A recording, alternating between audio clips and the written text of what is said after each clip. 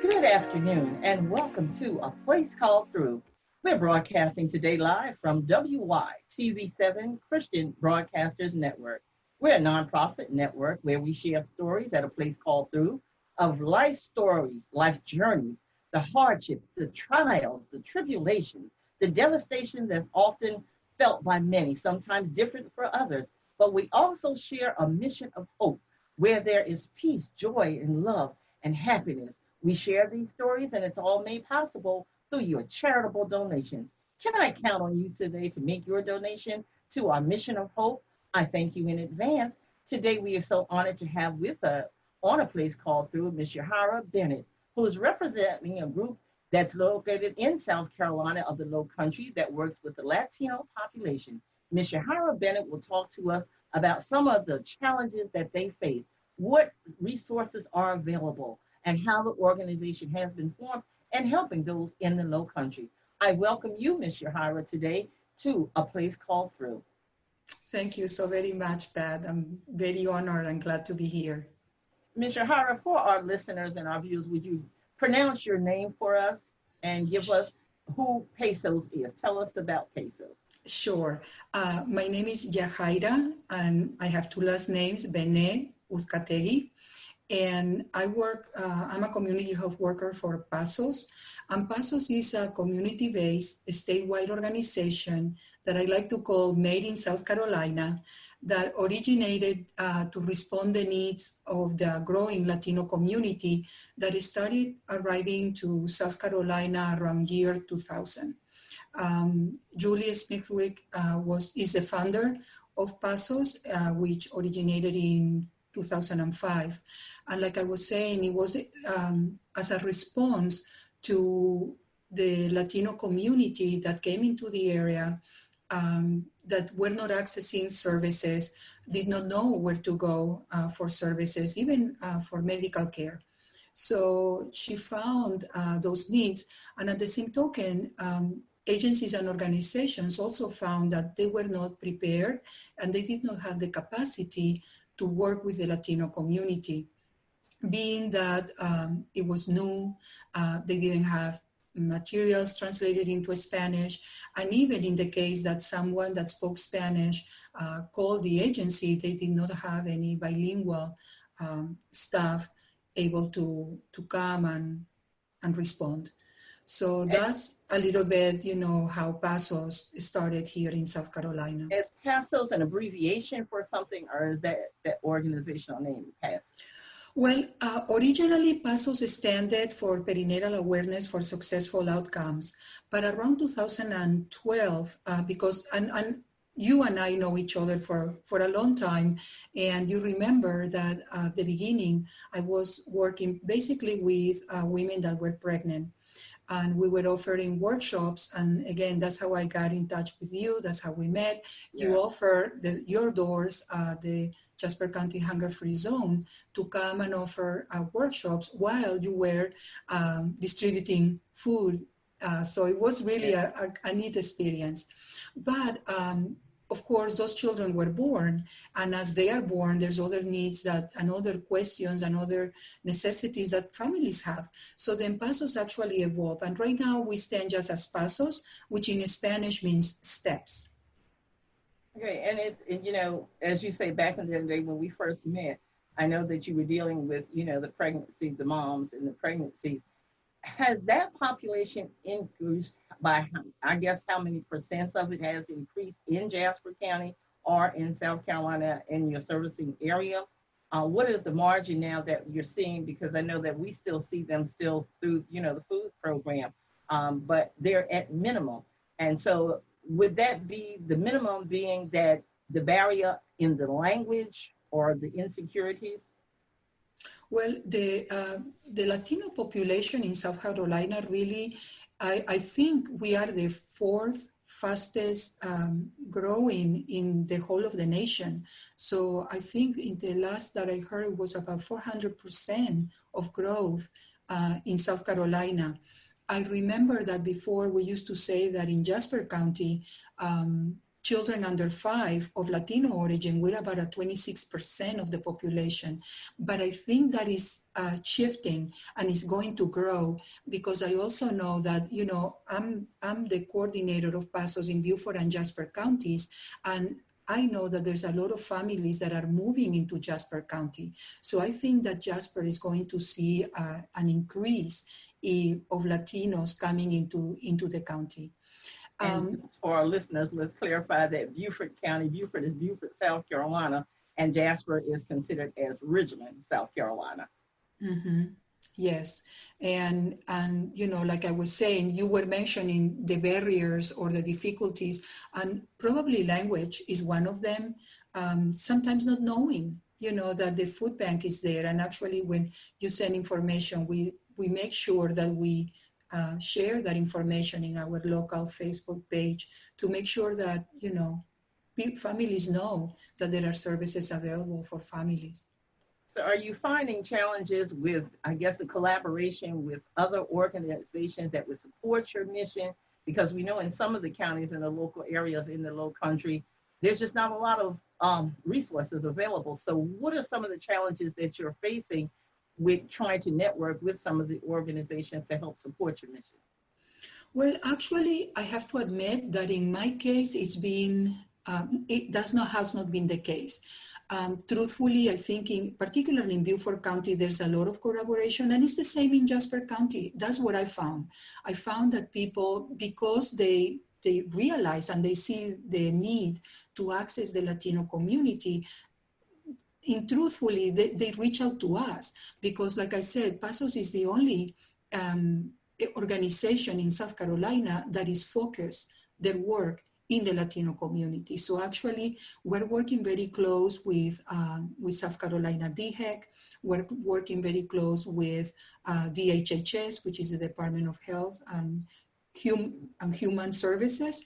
So we really are working close with a lot of organizations, again, because being the only agency that is just completely focused on the Latino community, we have that recognition, and we come with the trust of the community also, because we've been here and we've been doing this work for such a long time. The community really knows us and, you know, trust that the services and the agencies that we connect are going to be, they want to work with them. And actually it's funny because when you have shared information and I posted it, I had messages back saying, thank you so very much for giving me that information. So, I mean, there's a very close relationship that we have both with agencies and also with the community. And so I really haven't found a lot of difficulty.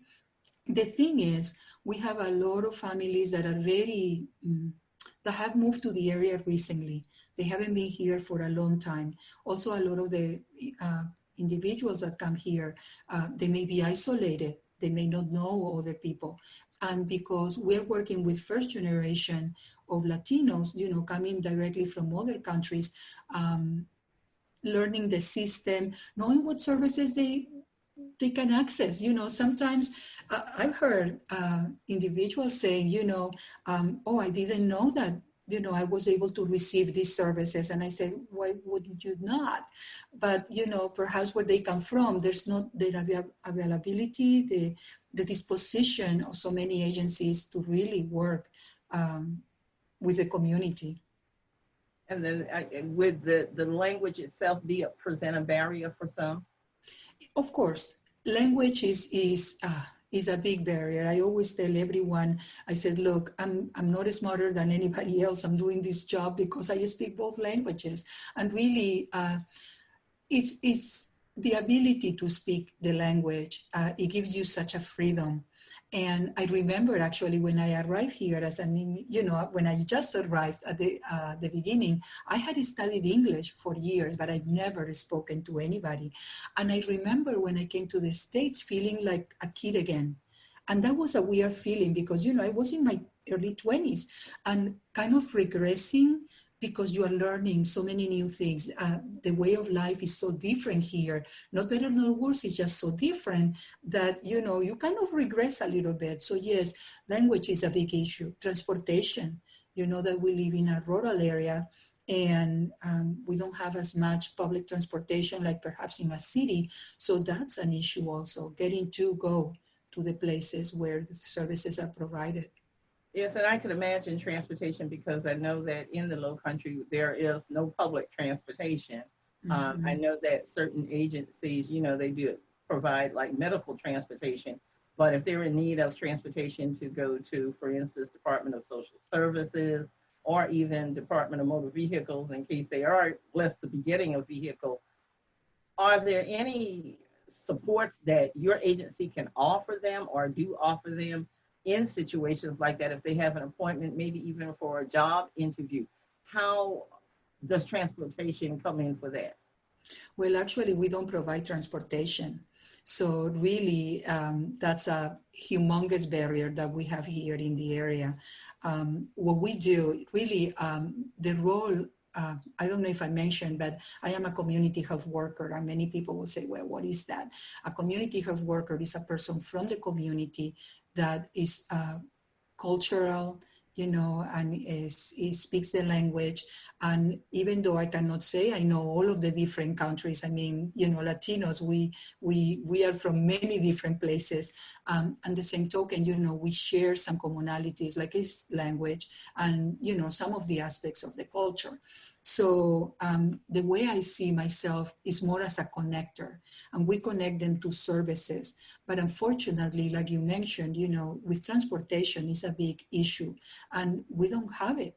We just don't have services that provide transportation for people to go to services as important as, DSS, a job interview, things like that. I know that in the community, what is happening is there's a lot of people that offer transportation, and of course it does their work, so they do it for a price. But that can be costly also. I know that sometimes to come to the health center where I have my office, people pay $30 or more to be able to come and be seen by a doctor. That's amazing. Well, we're going to prepare for our station break, and I want our viewers and our listeners to stay in tune, and we'll be back with Ms. Urahara talking to us more about the effects of pesos and the effects it has on the Latino community here in the Low Country. We'll be back shortly.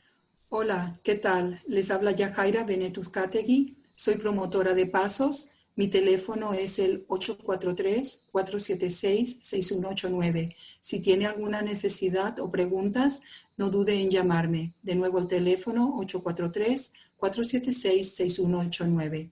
Hi, my name is Yajaira Benetuzcategui.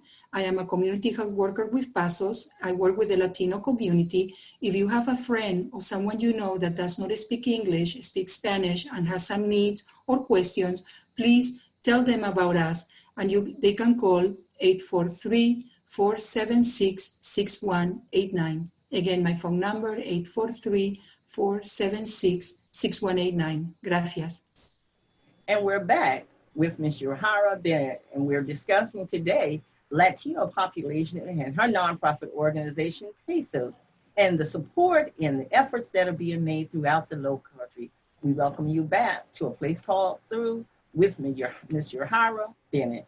Ms. Bennett, we were previously discussing transportation and the barriers and the language barrier for the Latina population and the lack of support sometimes that we can't find because of the area that we're in.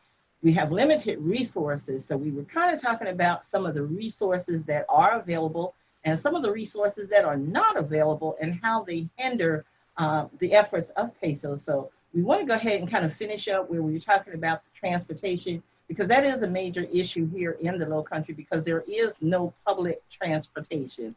So a lot of, not just the Latinos, many people, and particularly even with seniors, have difficulty to try to get from one place to another. As you indicated previously in our discussion, that people may come to your office even looking for transportation, and if they're blessed in that area, that they are being charged fees. How much of a fee are we actually seeing here that people are actually charging to transport?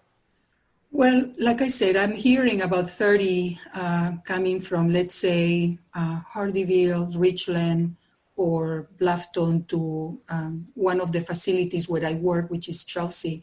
But I mean, there's probably other fees if people come from farther away. And talking about also the public transportation, we are, that's one of the things when I came to the States, distances are large. We are not small communities. Like if you are in a city, I understand that transportation is perhaps easier to deal with, but how to determine, and I think it probably can be done to have some routes where people, could pick up a bus and come to a health center or go to DSS, for example, the Department of Social Services. What I see is that we live in a rural area, and it's not so easy because if I live in the center of the town, then I'll be able to pick up a bus. But how about if I live in the outskirts of town? And that's the reality that we have here. So I think that's a barrier that I really don't know how we could solve. Sometimes I've been thinking about perhaps circles that do certain rounds and connect, but still that is not going to really affect everybody. And a lot of the people have their own transportation also, and transportation here is not a luxury, it's a need. So now that we're in a statewide, nationwide pandemic, COVID-19, how has this affected any of the services, the programs, the Latino population as a whole? Well, actually, in a recent article in the Island Packet by Sam Ogolasek, he mentioned that actually in Beaufort County, those cases of individuals that were declared as ethnicity Latino were being highly affected by the COVID. And, I think he was talking of numbers of 19% of those that consider themselves Latinos or they reported themselves as Latinos were being affected by COVID. And that taking into account that in 2019, Latinos in Beaufort County were about at 11% of the population. So the Latino population has been affected in an important way here in Beaufort County, particularly. I think it's about 10% all through the state. So that means that, of course, families have been affected in many ways, particularly because they haven't also been having access to some of the stimulus checks and some of those benefits that perhaps other people have received that has helped a little bit to help a little bit the toughness of the situation. I know that in regards to communicating information about COVID, DHEC, CDC, they really have been very good at informing in many languages. Among one is Spanish. So the information that is coming through by CDC and DHEC has been in Spanish and has been available. And I like that they use a lot of info charts, a lot of graphics, not too many letters. And that is a way to make really the information accessible for people. Also Pasos, we have a Facebook page, and because of COVID, I mean, COVID, it to me is kind of weird because COVID is something that is being a stop for a lot of things, but at the same token is promoting a lot of things. And so now, for example, with Pasos, we have been doing a lot of Facebook Lives that we are sharing with everyone. We have been doing a lot of short, brief information over the internet. We're doing radio now. So really, it has forced us perhaps to move a little bit more because we cannot do outreach events. We cannot go into the community to, offer services or show here we are, we can help you. So we've been taking a more active role in social media. So also, for example, in our case, we two of the community health workers that work with you for Jasper Hampton Comprehensive Health Services, before we have to closed because actually the agency closed some of the sites to kind of concentrate the efforts and be able to remain open, which we have done, and I'm very proud and happy about that. It meant that we were not going to be able to see people face to face. So we had to think of ways how can we continue helping and offering services. So for example, now we help with the Medicaid applications, because while the patient is in the clinic at the health center, they sign the form and then we do it over the phone. And DHHS has been very, have received those applications with no problem because we cannot see them face to face. So really it's making us think of different ways. But yes, it's caused a lot of issues in the Latino community because, unfortunately, and I think that's the reason why so many people in the Latino community have been affected, there's multiple families living in the same address, at the same home. So, when you are living with several families in the same home, the probability of, becoming ill is higher. On the same token, because of not having stimulus checks or other benefits, financial benefits, of course, they have to go to work because otherwise, they can lose their job for one part, but on the same token, if they don't work, and many people have lost their jobs, how are they going to pay rent and food? So it's really has affected the immigrant Latino community very hard. And in light of that fact, you mentioned about, the family unit and someone, if they're fortunate to have a job, they do have to still go to work.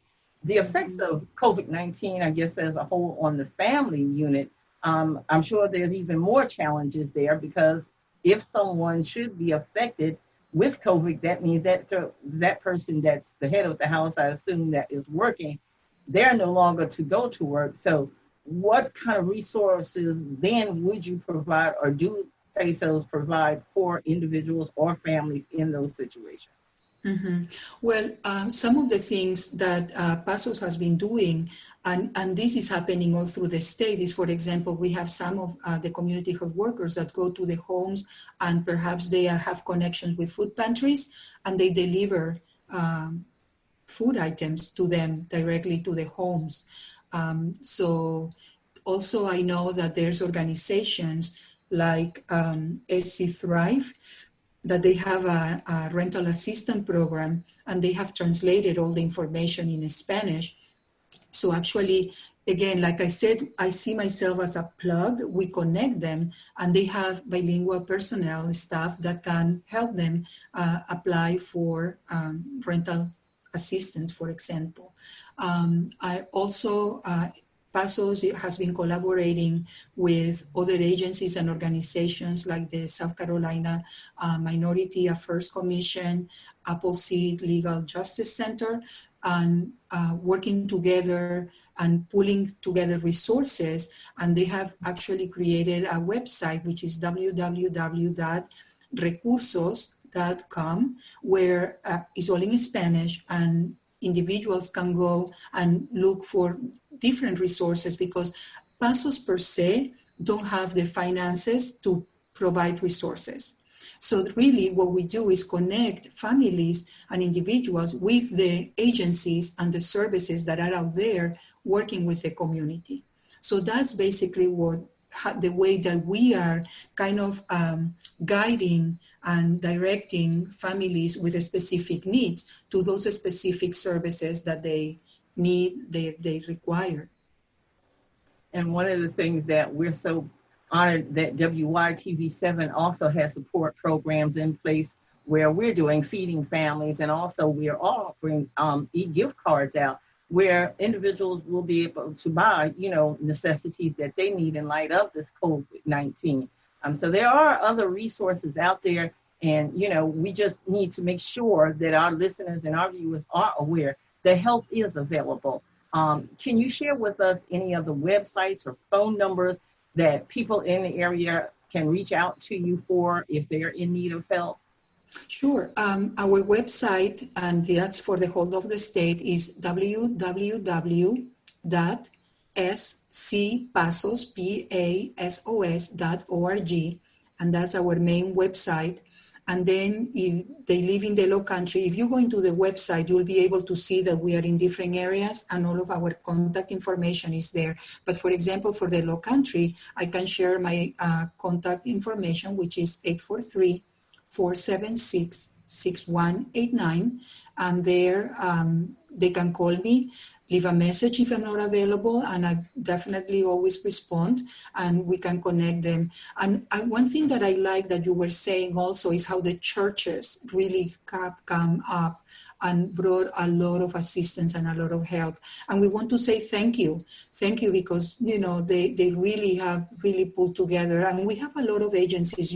You're right. I know that, for example, in Bluffton Self-Help is also doing drive-through food banks, and Deep Well in Hilton Head Island, the Jasper County Hunger Free Zone. So there's a lot of agencies and organizations and churches that are coming together and really providing what people need. And that's why, again, thank you for allowing me to share my contact information, because that's a way that people can connect to me, and then I can direct them to those agencies.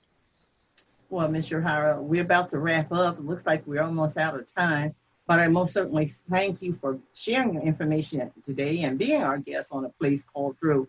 And we want our listeners and viewers, go to wytv7.org and find out about our Feeding Families and our e-card program, which helps people, in need. People have needs for food, all kinds of situations in this COVID pandemic. And, without the help of each other, we just don't know how we'll make it. So we have to depend on each other, rely on each other. And that's what we're here for at WYTV7, where we share our mission of hope, a place called through, a place where there's hope, there's love, there's peace, there is joy, there is hope for tomorrow, where we share your petition, your praise, and your purpose according to the will of God. We invite you to make your donation today to wytv7.org. And if you would, we sure will appreciate it, to help us continue in our mission. Again, it's been my pleasure, Ms. Yohara Bennett, to have you as my guest on A Place Called Through, and we look forward to you coming back, hopefully another day to share more with us. Thank you so much. Thank you, Pat, and thank you to the Broadcast Radio to invite me. If you'd like to be my guest on A Place Called Through, you may reach me at area code of 843-608-9744 or by email at pgoingswp@gmail.com. You may also follow me on Facebook at A Place Called Through at Willpower, the call to rise above. Willpower, your call to rise above.